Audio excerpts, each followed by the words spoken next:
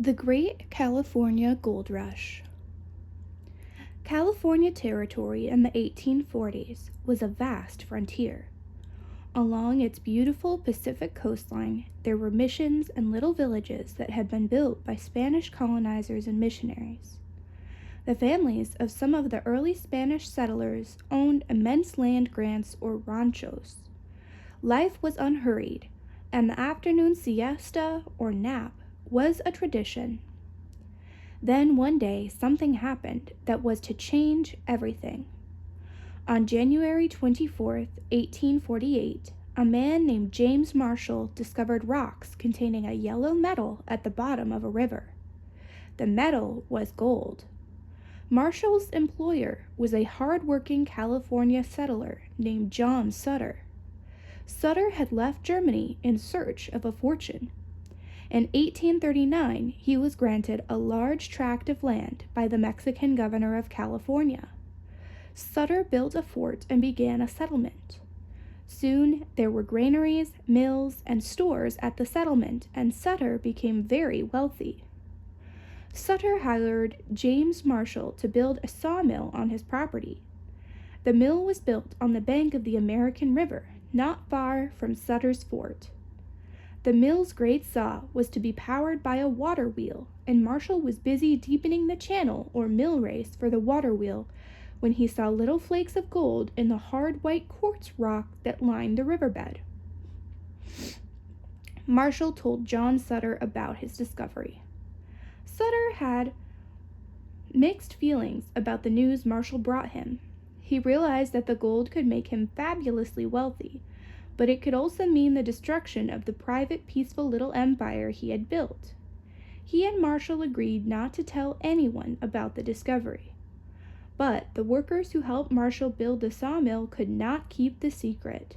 Soon, people from all over California were camping on Sutter's property, searching for gold. The whole country learned of the discovery when President James K. Polk made his yearly message to Congress in December 1848.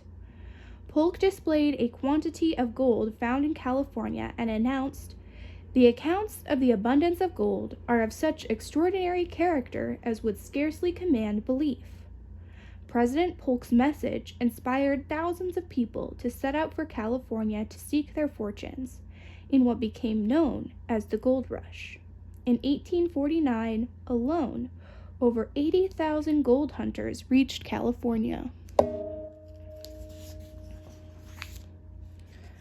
Some of these adventurers, who came to be known as the 49ers, because the gold rush began in 1849, traveled by sea around South America's stormy Cape Horn. Others sailed to Panama, cut across the jungles of the Isthmus of Panama, and continued by ship once they reached the Pacific side of the isthmus. The largest number journeyed over land.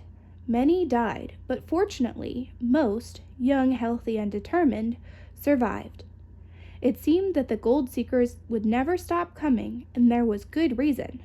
The mother lode, the main source of the gold-bearing quartz, was discovered in 1850. It produced hundreds of millions of dollars worth of gold. Most of the 49ers were not lucky enough to find gold, but a few did strike pay dirt and make their fortunes. Other 49ers made money other ways, by working as bakers, doctors, carpenters, wagon drivers or teamsters, dentists, hotel keepers, newspaper publishers, storekeepers, farmers, and ranchers. As the gold ran out and people got over their gold fever, some of the disappointed prospectors packed up and traveled back to where they had come from. But many of the 49ers stayed in California and helped build new towns, cities, ranches, farms, orchards, and vineyards. What of John Sutter? His workers deserted him to search for gold themselves. He sold some of his land to gold seekers. Others simply seized what they wanted. Sutter was unable to stop the thousands of people who camped on his lands and dug, panned, or mined for gold. He went to the courts for help, but they would not honor his land claims. Sutter's original land grants were made by the Mexican government. Finally, John Sutter moved to a small farm in Pennsylvania, but he never gave up his hope that the United States government would restore his lands to him. In 1880, on one of his many trips to Washington, D.C., John Sutter died. James Marshall fared no better. He died in poverty in 1885. His grave is near the spot where he made his historic discovery. Years before, Sutter and Marshall had met with the Indian tribe that controlled much of the gold-producing Sacramento Valley. An old chief of the tribe spoke words of warning. "The yellow metal my white friends seek is bad medicine. It belongs to an evil spirit who in the end devours all who search for it." For Sutter and Marshall and many others, these words came true. But for others, the great gold rush brought good fortune. There were two sides to the bright gold coin James Marshall's discovery produced.